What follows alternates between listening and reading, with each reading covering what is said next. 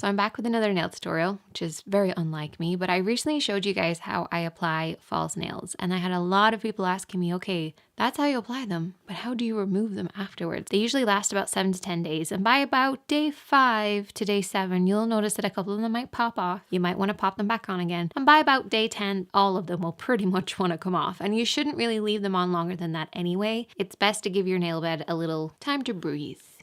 So when I remove them, I usually give my nails about a break for a day and then I reapply them. So I only do that for about 3 weeks of the month and then I take a full week off from wearing them, which is when I pre-film stuff so that you guys don't see me without my nails on, but that's a whole other story. First thing that a lot of people tend to do is try and bite them off or like peel them off. That can be really, really uncomfortable, particularly if they're freshly glued on. They ain't coming off. You're actually going to end up damaging your nail bed. You're going to maybe break your teeth on them. So maybe don't do that. There is a few different ways that you can weaken them so that they easily pop off. And that's basically what we're going to do today. First thing is to take a hot bath and just have your hands in the bath. After the bath, they'll pretty much pop off. Another way of doing it is to soak them in some oily water. So this is like coconut makeup remover. My coconut oil is like really weird looking. I'm going to add some warm water and just soak them. So just a little bit of warm water and any type of oil or anything that kind of has like an oily substance or even like dish soap, that stuff really breaks down the glue. So I'm just going to leave them like soak in here or even just do the dishes. 2 birds with 1 stone right there. This might be a bit boring, so I'm just going to speed it up.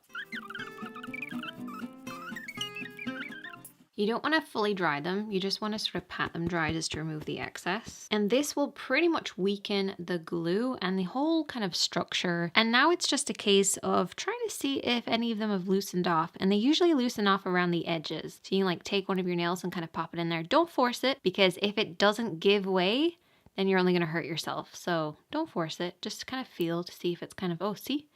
That one's coming off nicely. And you want to do this while it's still kind of warm because I feel like the plastic from the actual nails is much more pliable that way. So I'm just kind of running along. That one's not going to come off. That feels really, really tight.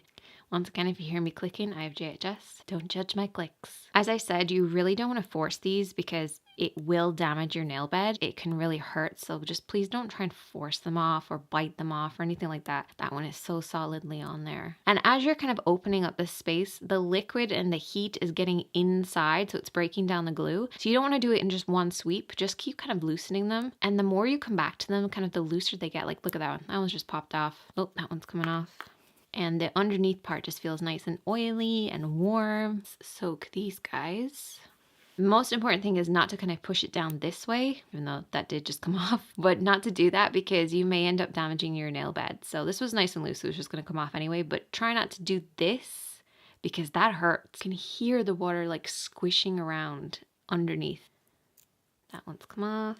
And it should feel wet underneath, and that means you haven't forced it. You've let the water kind of just seep in underneath.